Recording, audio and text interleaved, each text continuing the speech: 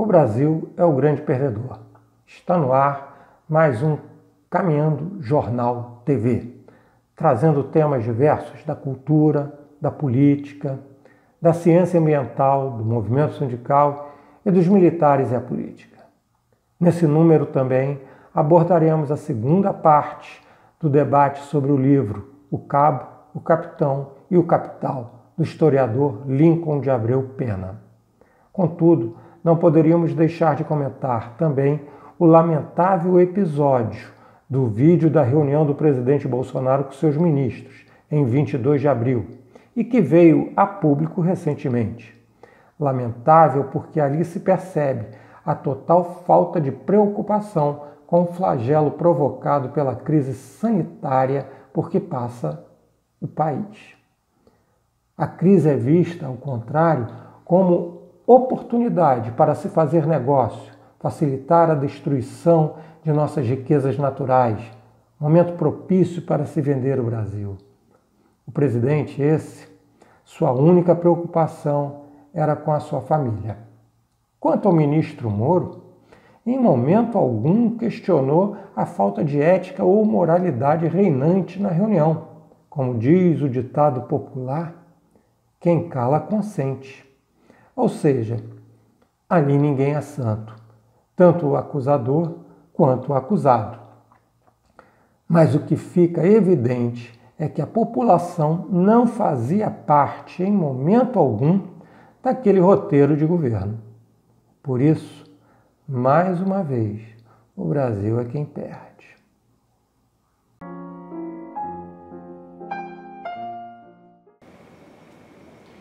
Meus amigos, o que nós estamos assistindo e qual é o fato que mais me impressionou ultimamente?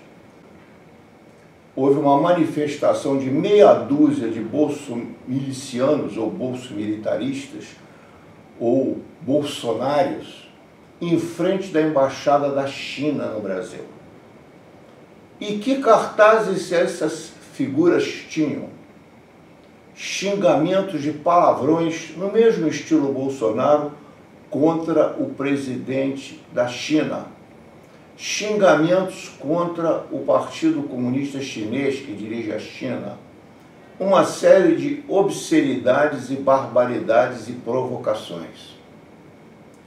Ora, quando nós vemos Trump no mundo inteiro distribuindo sua palavra, xingando a China, vemos que aqui Bolsonaro e os bolsonaristas apenas são um reflexo da política do Império Americano. Vê-se, portanto, que a desordem atinge o mundo e a desordem mundial, em especial no Ocidente, é liderada pelos próprios Estados Unidos e por Trump, hoje. Alô galera do Caminho do Jornal, continuando aqui a nossa geopolítica do Covid-19, que não para. Agora ela tem um novo elemento, são as eleições presidenciais americanas, né? Sobretudo agora com o crescimento nas pesquisas do candidato democrata Joe Biden. O Biden está com um número muito expressivo nas pesquisas, isso reforça um comportamento do Trump, especialmente aquele que ele já havia sendo colocado, que é um comportamento de colocar a culpa no estrangeiro, e nesse caso, novamente, a China, né? Em particular pelo Covid. Agora, mudando um pouquinho de estratégia, Trump coloca a culpa na China, dizendo que a China não liberou os números que seriam necessários para avisar o mundo que a pandemia estava acontecendo, então, portanto, isso deve ser responsabilidade da China. A China deve ser responsabilizada por isso. Mas veja, por trás disso tem um jogo global muito importante. Existem previsões de que a China vai alcançar os Estados Unidos em 2025, e essas previsões foram feitas antes do Covid-19, o que mostra que o Estado americano começa agora uma competição global contra a China, não só no comércio, mas também no discurso, tentando de uma certa forma ganhar ou reorganizar seu protagonismo global, uma coisa que está sendo perdida aí, em parte com a crise, principalmente por evidenciar que os Estados Unidos têm uma péssima saúde pública, né? Ou quase inexistente, né? Visto que o modelo privado lá é adotado em larga escala e vários outros países, não só a China, conseguiram dar uma resposta muito mais rápida à pandemia. Portanto, aí fica a nossa dica. Meu fato em destaque é observar a situação em que o Brasil se encontra hoje. Está tomado pela irresponsabilidade do governo brasileiro por esse novo coronavírus. A situação da saúde do povo brasileiro e da sua sobrevivência está em discussão. Não pode ficar esse capitão, porque não tem formação médica, a querer dar receita de cura milagrosa através de produtos que não foram reconhecidos pelo mundo científico. O Brasil tem de se colocar como as nações avançadas, constituir a única forma de defesa contra esse novo coronavírus, que é se defender através do isolamento. Nós estamos numa corrida contra o tempo. Daqui a pouco o Brasil ultrapassa o número de mortes dos Estados Unidos. Então, a necessidade desse capitão Bolsonaro querer se comparar com o Trump ou o Trump, que ele vai levando o povo brasileiro à violência da morte. Isto é que tem de estar em destaque hoje. Nós estamos aqui pensando na situação que nós estamos vivendo no nosso país, né? Estamos vivendo uma situação de saúde caótica com esse coronavírus, que está arrebentando com todas as questões sociais, políticas, econômicas, principalmente saúde, que nós não temos nem condição. Se já não tínhamos anteriormente, agora então está cada vez pior. Isso faz com que as pessoas se tornem muito estressadas, muito chateadas, muito tristes, né? A perda de emprego, a perda de uma série de coisas, né? Do seu ir e vir. As pessoas estão cada vez mais sem perspectivas, sem esperanças, né? Então, cada dia mais, a gente está vendo um número crescente de violência domiciliar, né? Então, eu acho que, assim, a mídia, os órgãos mais favoráveis poderiam fazer uma campanha para auxiliar nesse tipo de situação. A mulher, principalmente, sofre mais do que nunca esse tipo de assédio também, né?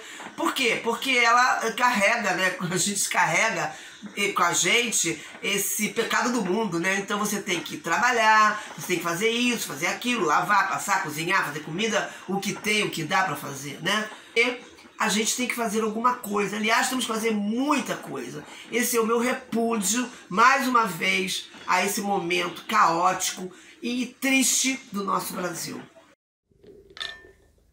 Meu fato em destaque vai para a política de insegurança do governo Witzel, né? A política pública de insegurança. Essa política, além de ter um forte caráter de classe, porque leva o terror às favelas, aos bairros proletários, né? Causando diversas mortes, ela agora não se limita a causar vítimas nos espaços públicos.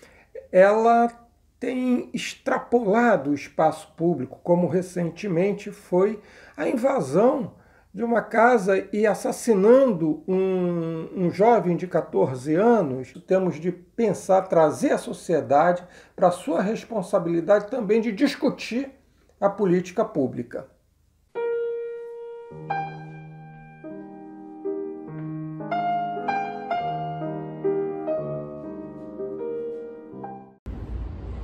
Homenageando o querido e saudoso Aldir Blanc. Caía a tarde feito um viaduto e um bêbado trajando luto. Me lembrou Carlitos, a lua, tal qual a dona do bordel, pedia a cada estrela fria um brilho de aluguel e nuvens lá no mataborrão do céu, chupavam manchas torturadas. Que isso pouco, o bêbado com chapéu coco fazia irreverências mil pra noite do Brasil, meu Brasil, que sonha com a volta do irmão em fio, com tanta gente que partiu num rabo de foguete. Chora a nossa pátria, mãe gentil, choram Marias e Clarices no solo do Brasil.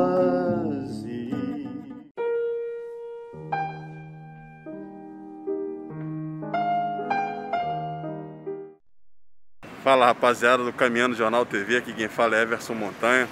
Estou aqui no centro do Rio, chegando 10 horas da manhã, né? Eu estou aqui na Marechal Floriano, com a Rua do Acre, mais à frente ali a Rio Branco.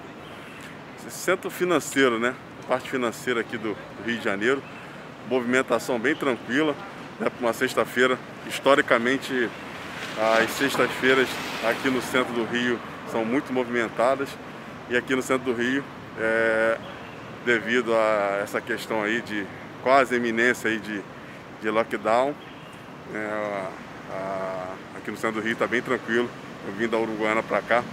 A Uruguaiana ainda tem algum movimento, porém no resto do centro do Rio está bem tranquilo. Poucas pessoas passando. O VLT, vocês vão ver aqui atrás, VLT vazio. E aí, queria deixar essa imagem para vocês. Um grande abraço, fiquem com Deus e me encontrem no canal do Montanha no YouTube. Um abraço.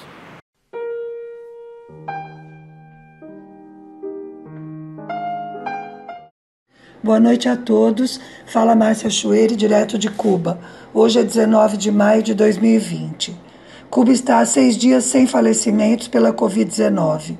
Nas amostras de ontem, foram detectados apenas 6 casos novos e houve 33 altas. Nossa curva continua descendo. Minha primeira gravação foi no dia 17 de março, há 2 meses. Hoje vou fazer um resumo desse período. Os dados que passam oficiais. Há uma coletiva diária do Diretor Nacional de Epidemiologia, o Dr. Duran, que dá todas as informações e responde a perguntas. Em 17 de março, Cuba tinha 4 casos positivos, todos do exterior. Hoje o acumulado é de 1.887 positivos, 1.538 altas e 79 falecimentos. Por que a poesia é sempre indispensável? Porque a poesia é um dos alimentos da alma. Eu vou mais longe. A poesia não é só o alimento, é o melhor do alimento. É a sobremesa que alimenta a alma. Nesses momentos de Covid-19, de coronavírus, essa tristeza, esses dias escuros e negros que estão assolando a humanidade, eu escolhi aqui uma pequena manifestação para o dia de hoje. É uma poesia que tem a pretensão de ter o nome de Deus, que diz assim: minha formação matemática e lógica te duvida quando penso. Meu coração sábio e convicto te confirma quando sinto.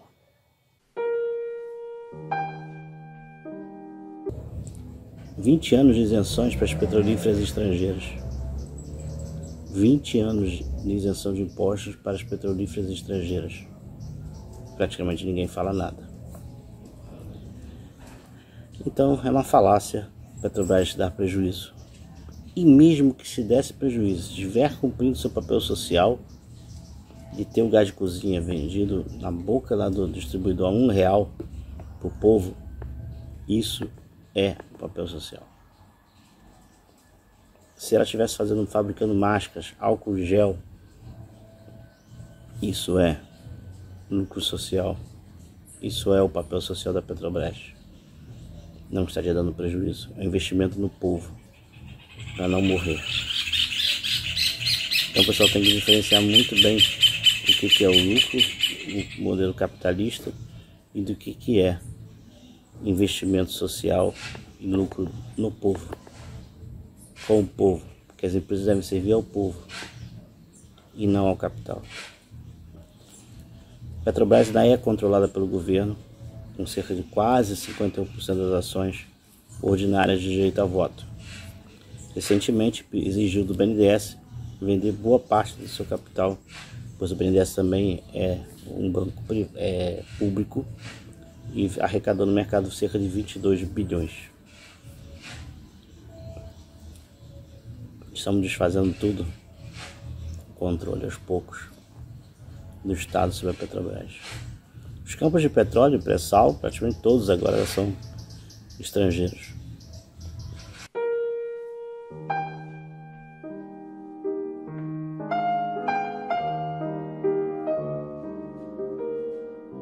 Porque, na verdade, hoje, por exemplo, no caso de Bolsonaro, nós já podemos mostrar suas ligações com Carvalho, Bannon, Breitbart, Estados Unidos e, na verdade, o Império do Capital. O Império do Capital agindo através de Bolsonaro. Então, mesmo que alguns possam chamar de conspiração, a verdade é que isto veio até o Brasil, houve financiamento comprovado no livro A Nova Direita, de Fábio Fabrício, em relação àquelas passeatas de 2013 e 2014, financiamento de várias fundações, o papel de Gerdau, de várias entidades e movimentos estrangeiros, etc. Então houve realmente um dedo estrangeiro do Império do Capital na ascensão do capitão Bolsonaro. Quanto a Hitler, nós observamos também, e aqui também, uma série de semelhanças.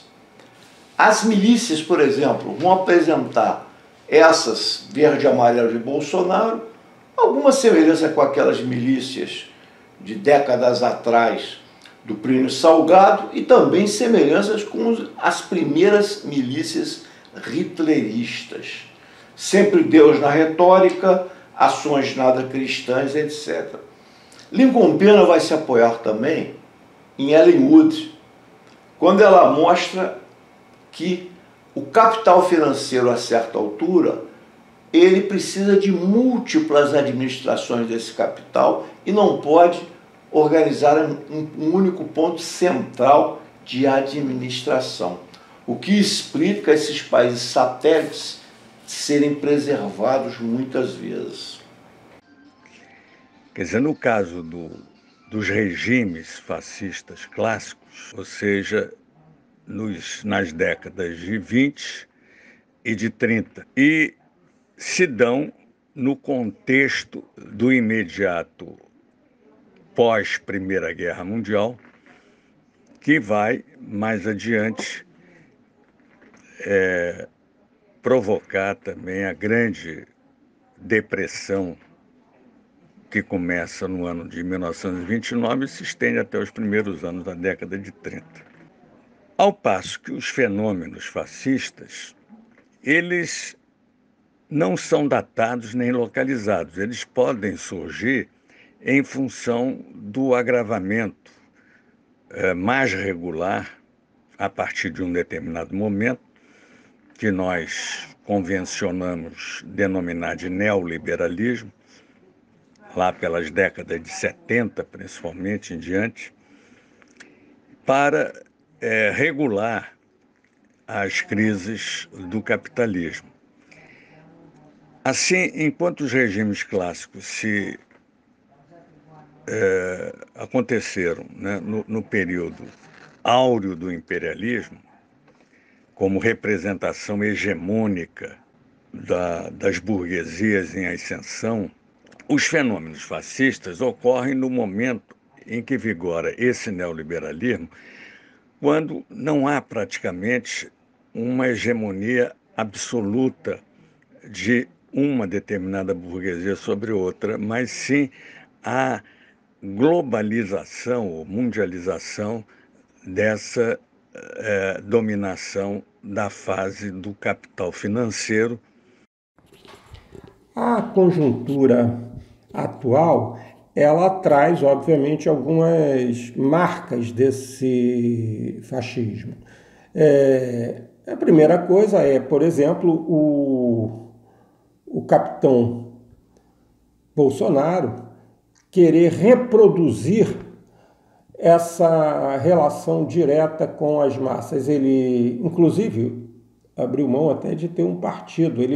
Ele governa, é um presidente que governa sem estar afiliado a nenhum partido político.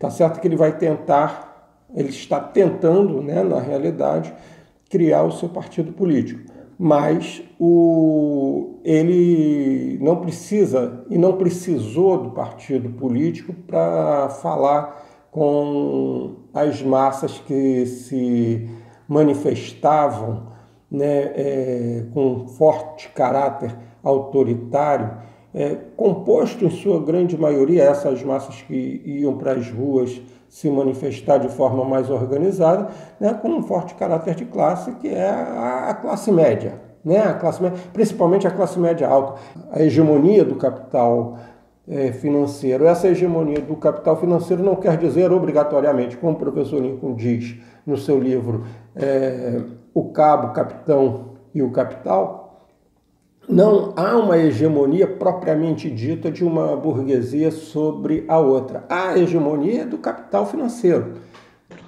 Temos, portanto, o fascismo associado essencialmente ao domínio do capital financeiro, o que não significa que exista um atrelhamento automático de um regime fascista a todo sistema de dominação do capital financeiro.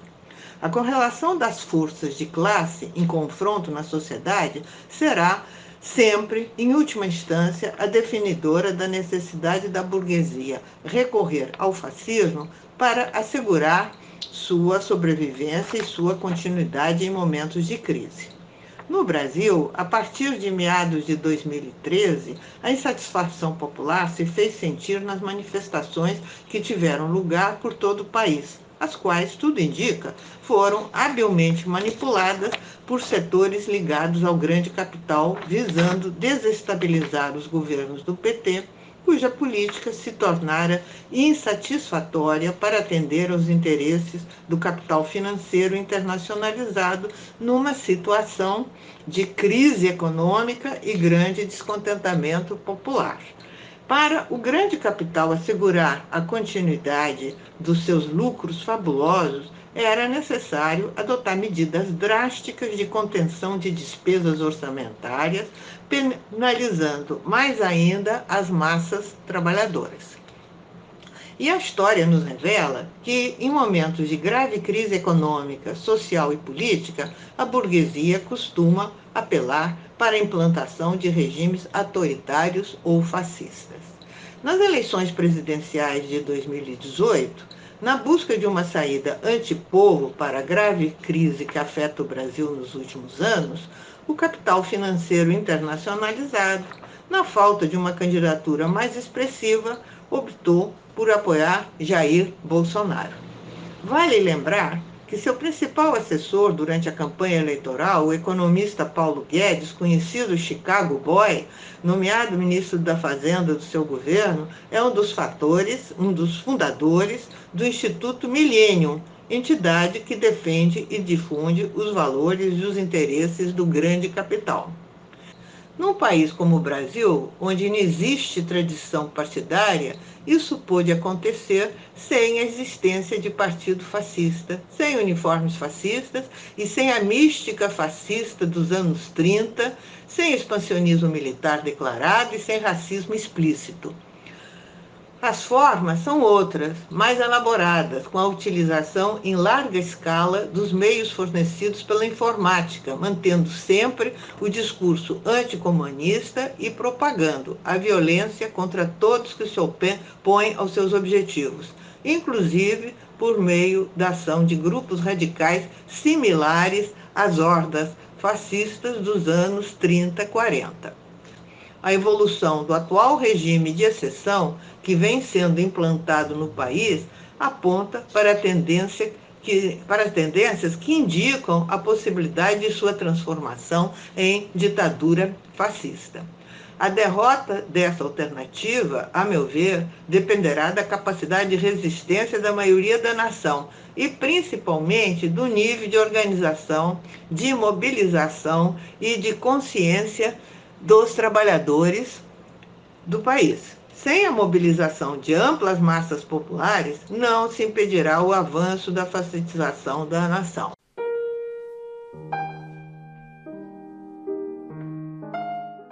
Olá, eu sou colaboradora do jornal Caminhando TV e hoje eu gostaria de começar a falar com vocês a respeito de sentimentos e emoções que estão assolando as pessoas, não só no Brasil, no Rio de Janeiro, mas no mundo todo, que é solidão, tristeza, angústia, ansiedades, desesperos. Esses sentimentos, eles paralisam a pessoa. Ao invés de ajudar com o pensamento de estar livre e bem em suas casas, a ideia passa a ser aprisionamento em suas casas. Eu gostaria de chamar a atenção que neste momento pandêmico, nós todos estamos sendo convocados para reciclarmos, para renovarmos, reinventarmos. Então, quando a pessoa está em solidão, quando a pessoa está em tristeza, em angústia, desesperos e os medos, ela que procure uma ajuda. Não precisa passar sozinha por esse momento. Existe uma rede solidária de profissionais que estão se dispondo a atender este público nesse estado atual, né? Então, temos que planejar, temos que pensar no que pode ser prazeroso, o que nós podemos mudar para fazer da nossa vida mais alegre, mais frutífera, né? E, sobretudo, falar de saúde física e mental. A saúde mental, ela é acompanhada da saúde física. Então, faça suas atividades físicas em casa. Contudo, se fizermos uma rede solidária, se dermos a mão, todos nós sairemos bem disso.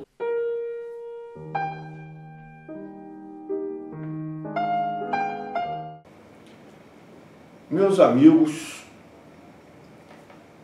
a política brasileira hoje está centralizada em Bolsonaro. São inúmeros os fatos, não temos tempo aqui para focalizar e tomemos um pequeno espaço. O senhor Bolsonaro, tentando fazer piada recente, e nessa discussão sobre a cloroquina, que obviamente não é nenhuma solução para o coronavírus, mas ele insiste, declarou o seguinte: quem é de direita toma cloroquina, quem é de esquerda toma tubaína. Rindo. A direita fica com a cloroquina e a esquerda fica com a tubaína. E esse fato passou despercebido a muitos.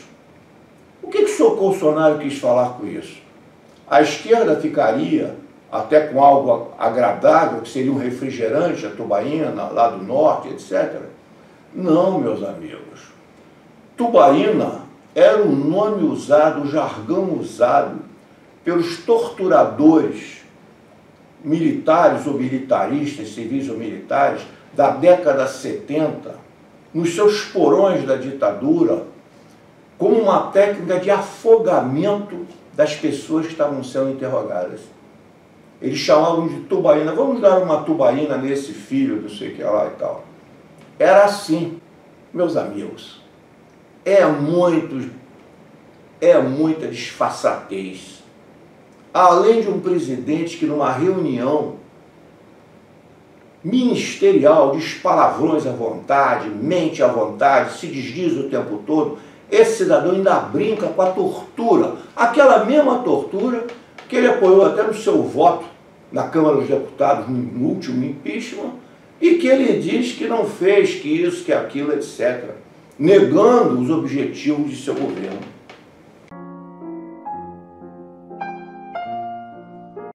Esta canção, Couro de Boi, é um exemplo de família e é um clássico da música brasileira, da música caipira, da música raiz.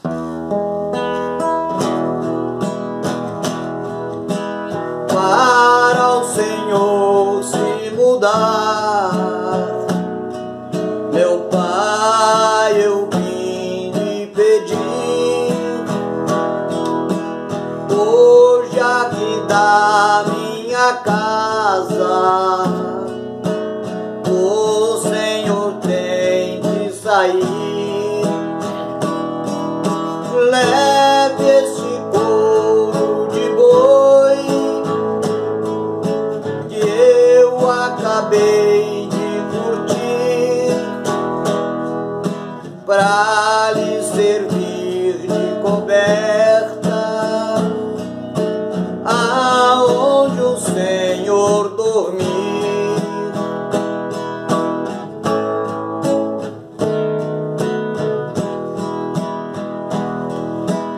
O pobre velho cansado pegou o couro e saiu. Seu neto de 8 anos e aquela cena assistiu.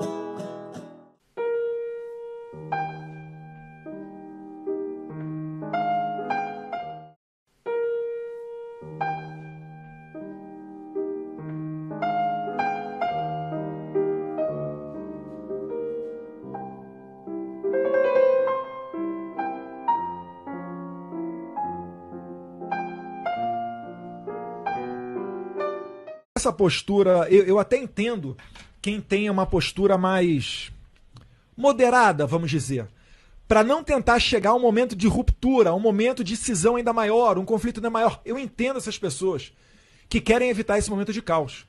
Mas falando bem abertamente, a opinião do Eduardo Bolsonaro não é mais uma opinião de si, mas sim de quando isso vai ocorrer. E não se engane, né? As pessoas discutem isso. Irresponsabilidade total do ministro da Defesa que participou dessa reunião pornofônica do dia 22 de abril.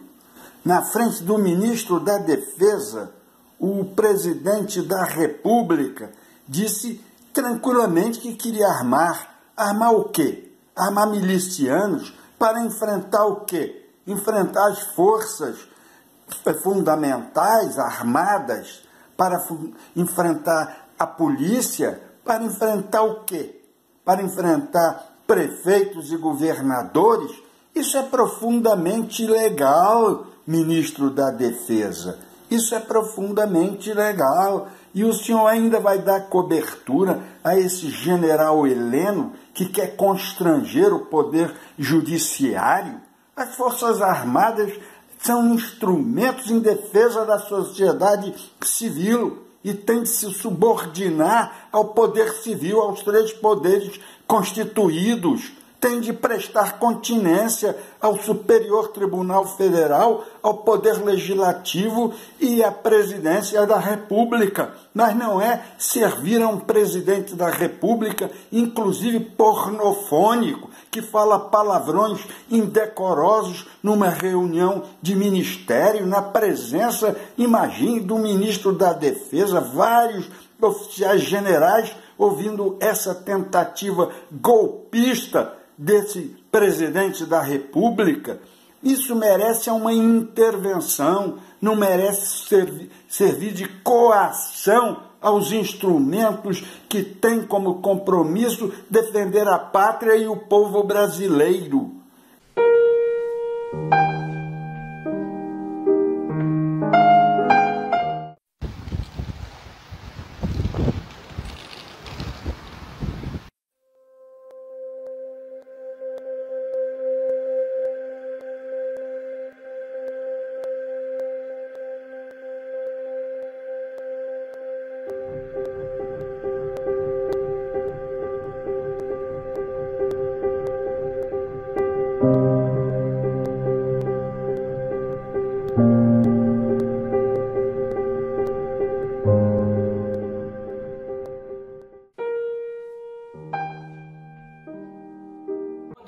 dia, bom dia. Vamos para mais uma aula de Pilates em casa. Vamos, Davidório. A mão aqui ou aqui.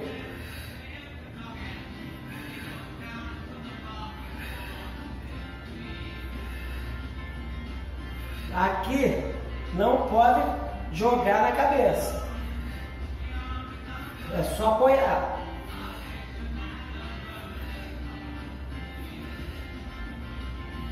(10 a 12 repetições. Sentiu que tá moleza, faz mais uma série. Tá? 90 graus entre perna e coxa. Trás.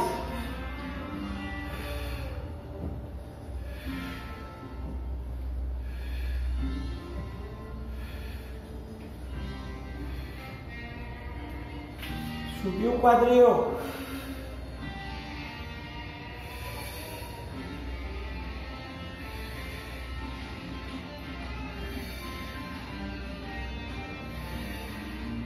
(12 repetições. Braço para um lado, braço para o outro. Braço para um lado, braço para o outro. Posso olhar o lado que eu estou fazendo? Pode.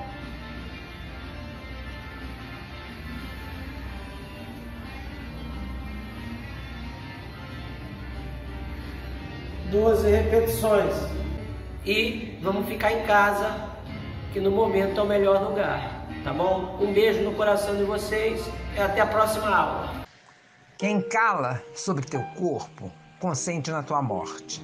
Talhada a ferro e fogo nas profundezas do corte, que a bala riscou no peito. Quem cala morre contigo, mais morto que estás agora. Relógio no chão da praça batendo, avisando a hora que a raiva traçou no incêndio, repetindo o brilho de teu cabelo. Quem grita vive contigo. Menino Milton Nascimento.